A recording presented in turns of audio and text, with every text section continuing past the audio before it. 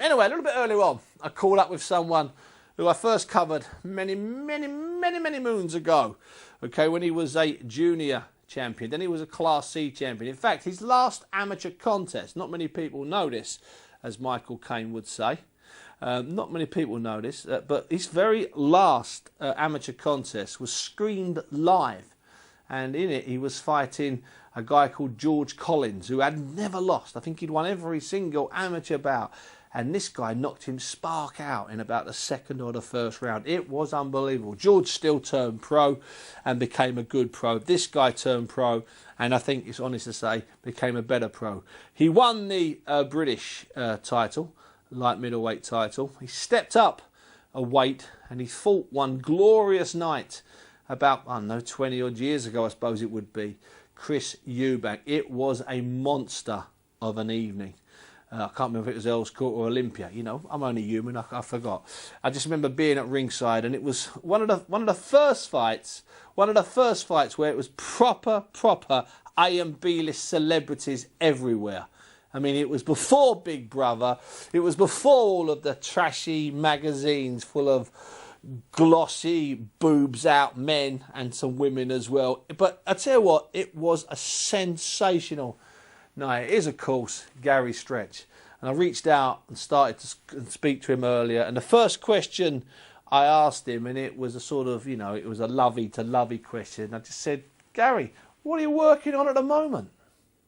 Well, I've just finished one. I just did a Jurassic Park type movie. It's called Jurassic Attack, and it's a very similar thing to Jurassic Park. I shot in Belize. And so I got back about a week ago back to America, and then I had to do I did a small English film, one of the first boxing films I've ever done, called The Pugilist's Son, which is just a very psychological drama about a fighter and his father, and how the parents often get involved in boxing and can be damaging. We used to call them the famous fathers, you know. Yeah. They pushed kids into things. So I just, them two, one was a bigger film and the fight film was only a very small film, but I literally have been working from the beginning of the year and finished last week, so I've just got back to the US. I know that. So I'm actually... Go on, sorry. mate. No, I was going to say, I've been working on something myself for about a year now, which I've been slowly putting together, a boxing documentary, and it's called The Safest Place on Earth. Which I would say is in the ring for fighters. So it's a very interesting look at a lot of the fighters. I interviewed, I just did Ricky Hatton, Joe Calzaghe. I've got all of the great, from the Leonards to doing Hagler.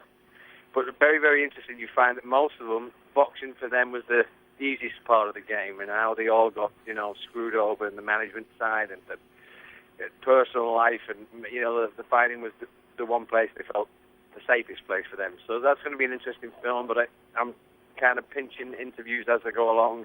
It's been almost a year now. Hopefully I'll have it done in the next 6 months. It's a pity you didn't get to Johnny Tapia before he met his end last week, because Johnny actually used that expression. I don't know if that's where you got it. He used it several times. No, I didn't, no. You know, Johnny actually said, you know, the safest place for me is in the ring. And he meant it, because when he was there, he couldn't do the stuff that led to his death.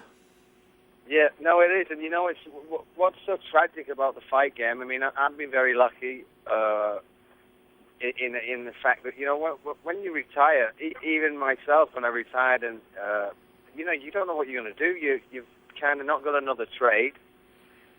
If you've had a little bit of glory, a little bit of sunlight, then, you know, people forget about you, and you all of a sudden just disappear. And, you know, 90% of the guys end up on a bench drunk or in jail, or it's just a very tough transition to anyone who had something to do every day, 7 days a week, you know, 52 weeks a year, and then overnight it ends. And it's very difficult for people to deal with. And there's not really a commission that does a lot, you know, like some kind of a retirement thing for boxers, which, you know, I think that, you know, we should all try and work on something for so many tragic endings to so many beautiful stories. And Johnny's just another one. Charlie Magri said to me, who's in a fish and chip shop, and a woman said, didn't you used to be that Charlie Magri? And he said, yeah, that used to be me. You know, it's just ironic how people forget you so fast. Well, listen, there's your last line in the movie, because that would be a fitting way to finish. You're so right with what you're saying. I tell you what always amazes me, Gary, and I've digressed here. What always amazes me is how often you're at ringside and you look at the officials at ringside. Let's say at a big fight, like let's fight this Pacquiao fight in Vegas at the weekend. There'll be 100 officials at ringside, including all the judges and the officials from the WBC and this not. And I tell you what, of those 100 officials, no more than 3 or 4 would have been ex-fighters. No, it's true. And that's a big gap. Gary, but it wasn't easy for you. I mean, your last fight was, at the Brixton Academy 18 or 19 years ago, and you didn't instantly become a star in California. I don't like to use the word Hollywood. You've had to work really hard at it, haven't you? And there's been some low points, some hard years. Oh, yeah. I mean, people, often say to me, you're lucky. And, I'm still not doing what I'm doing. I don't have a huge career. I work. I've got a living. I'm working at it. I pay the bills. But I'm certainly not a movie star. Sure. And not that I even want to be. I just want to be able to do something and go to work. And I love film. And I love stories. I come from, a very kind of basic background. My father's a plumber. And we were raised in the north of England. And we didn't have a whole lot growing up. And so a lot of the downtime, we tell stories, jokes, this, and it's always been a big part of my life, and I was just lucky that I found something that I could really get my teeth into. But I studied for almost 20 years in America.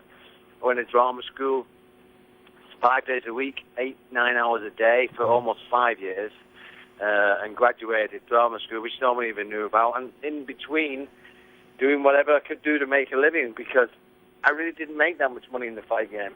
And I was one of the most successful ones in my time. And, it's a whole lot of smoke and mirrors. We're not making the money. The guys are not making the money that people think. The promoters take most of it. When I retired, I found out, horror stories of how much money the promotions that I topped made and how much we got was, there were people getting money from television deals and all based on the fighters, but the fighters don't have a clue about it. And so it's it's a tough business, and it gets even harder when you're not making a living. But so many of us love it. I mean, I grew up fighting; it's all I knew, and it was like a normal way of life. I'd done it for free half the time, so it was just in my blood.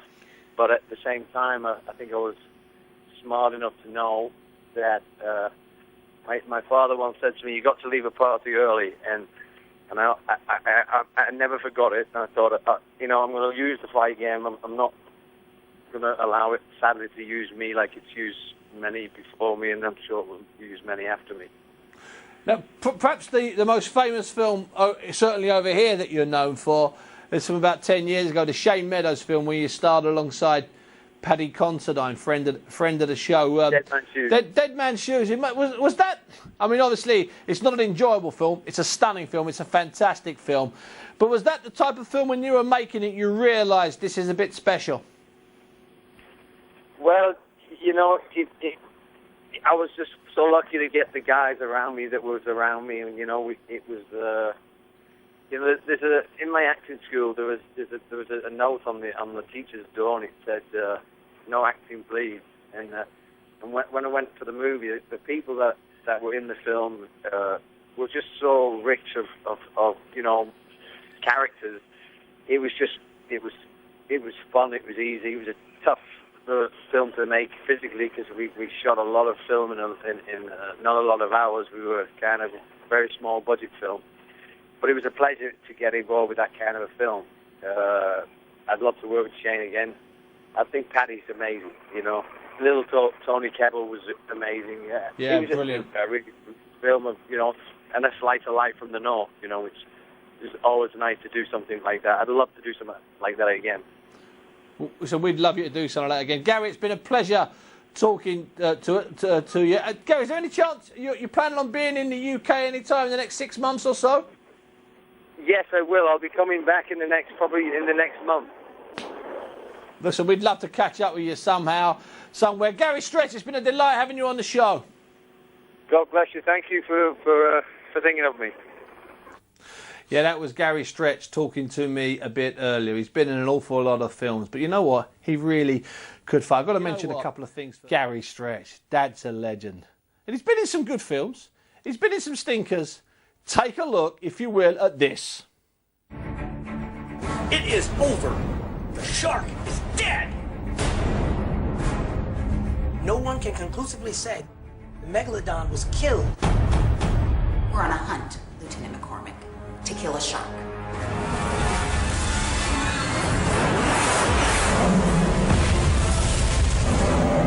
These things were designed to survive. They survived for more than 400 million years. You know these crocs, they have the intelligence of a human. Who's talking about a crocodile? All you need to do is focus on a 1,500-foot crocodile that's heading up the coast. Yeah, and a hungry megalodon chasing him. Ah! Again! Tell them to hit it again!